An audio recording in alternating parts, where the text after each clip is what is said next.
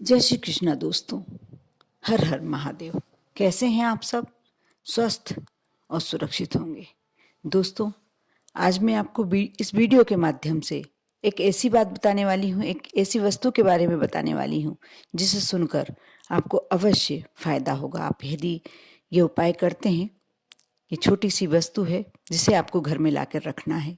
आप अवश्य सुने इस वीडियो को पूरा शुरू से अंत तक। अच्छा लगे तो लाइक करें और यदि आप मेरे चैनल पर नए हैं तो सब्सक्राइब करें।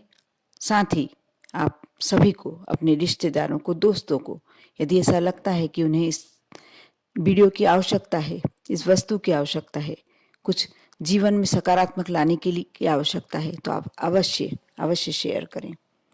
वैजयंती माला भगवान विष्णु और कृष्ण जी की बहुत प्रिय होती है। वैजयंती माला आपने अवश्य नाम देखा होगा।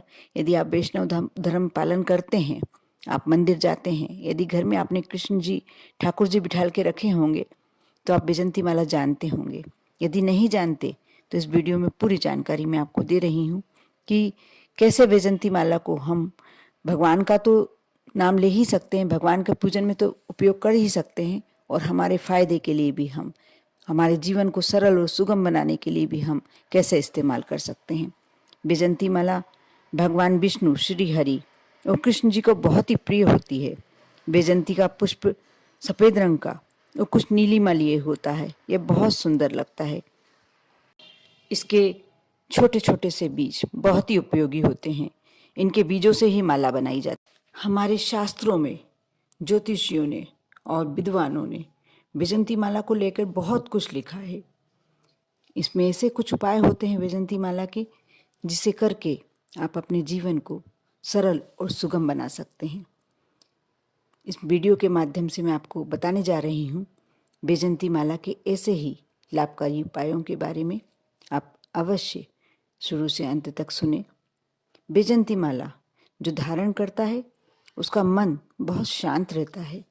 इसे धारण करने से मन को शांति तो मिलते ही है, साथ ही यदि मन में नकारात्मक भाव आते भी हैं तो शांत हो जाते हैं, कम हो जाते हैं, सकारात्मक ऊर्जा आने लगती है।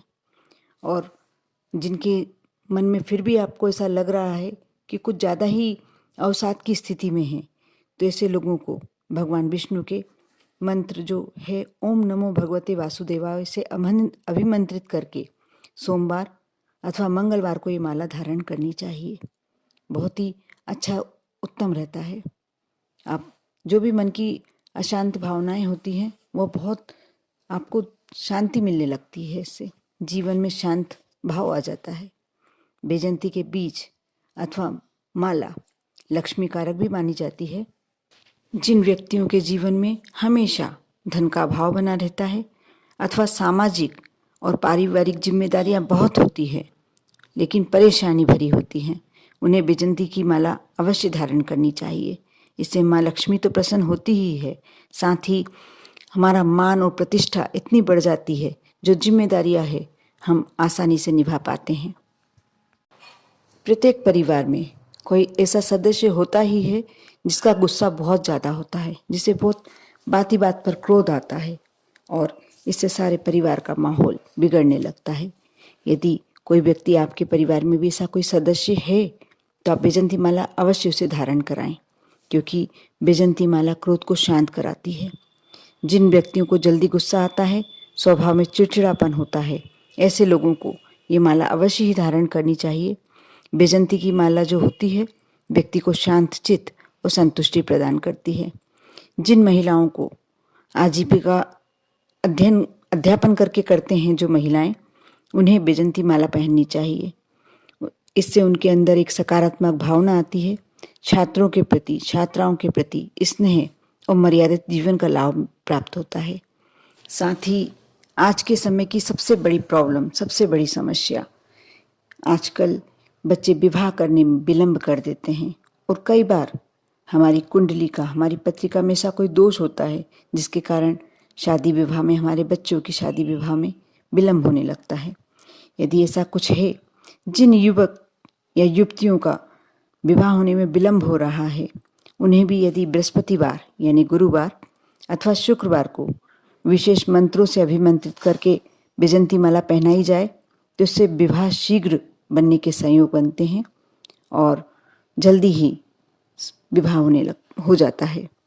यदि आप लेखक हैं या कवि हैं, आप कुछ लिखते हैं, रचनाएं करते हैं, तो आपको भी वैजयंती माला पहनने से विशेष लाभ प्राप्त होता है। मन में तरह तरह के विचार स्वतः ही प्रस्फुटित होने लगते हैं, आने लगते हैं। आप रचना लिखने बैठते हैं तो आपकी रचना, जो आपके शब्द हैं, आप लिखते तो बहुत अच्छा होंगे तभी लेखक कहलाएंगे या कवि कहलाएंगे, लेकिन और भी अच्छे थॉट्स आने लगते हैं, विचार आने लगते हैं। आपकी लेखनी और अच्छी हो जाती है। वैजयंती माला के कुछ दाने, जो वैजयंती के बीज होते हैं, कुछ दाने लक्ष्मी जी के मंत्र से सिद्ध करके आप अपनी दुकान के गल्ले अथवा पूजन स्थल पर रखें। इससे घर में हमेशा बरकत बनी रहती है। आप लक्ष्मी जी के कोई भी मंत्र का जाप कर सकते हैं। सिर्फ श्रीम बोलने से भी ये मंत्र हो जाता है, पूरा मंत्र कहलाने लगता है। आप एक माला कर सकते हैं। जितना भी आप कर सकते हैं अवश्य करें। आपकी आर्थिक समस्याओं से, जो यदि आपके कारोबार में कोई परेशानी चल रही है, वह आपकी हमेशा के लिए समस्या सुलझ जाएगी। और वैजयंती की माला अथवा बीज को प्रयोग करने से पहले भगवान विष्णु के विशिष्ट मंत्रों से अवश्य आपको अभिमंत्रित करना चाहिए, फिर ही धारण करना चाहिए, तभी उसका पूर्ण फल प्राप्त होता है। विष्णु जी का मंत्र बहुत ही सरल और सुगम है। माँ लक्ष्मी का मंत्र भी सरल और सुगम है। ओम नमो भगवते वासुदेवाय ये विष्णु जी का मंत्र है, आप इसे जाप करें। माँ लक्ष्मी के बहुत सारे मंत्र हैं जो आपको कंठस्थ हो जाए, जो आप सुगमता से, सरलता से बोल सकें, इजीली बोल सकें, आप वह मंत्र बोल सकते हैं। और इन सब बातों को ध्यान रखने के बाद आपको एक बात और भी ध्यान रखनी है, कभी भी आप गंदे हाथों से, अस्वच्छ हाथों से आप वैजयंती माला को स्पर्श ना करें। हमेशा स्वच्छ हाथों से ही आपको वैजयंती माला हाथ लगानी चाहिए। आप पहले अपने हाथों को धोएं, उसके बाद ही वैजयंती माला को सिर से लगाकर आप जो भी उपयोग करते हैं, जो भी प्रयोग में लेते हैं, आप करें। आप ये चीज़ ध्यान रखते हैं तो आपके जीवन में हमेशा आगे की ओर बढ़ने के अवसर आपको प्राप्त होंगे। आप भी अवश्य वैजयंती माला अपने घर में लाएं और छोटे छोटे उपयोग करें, विष्णु जी को समर्पित करें, श्री कृष्ण जी को समर्पित करें। आप देखना आपका जीवन कैसे चमत्कारी परिवर्तन होते हैं आपके जीवन में। आप पर और आपके पूरे परिवार पर श्री हरि विष्णु और माँ लक्ष्मी जी की कृपा बनी रहे। ओम नमः शिवाय।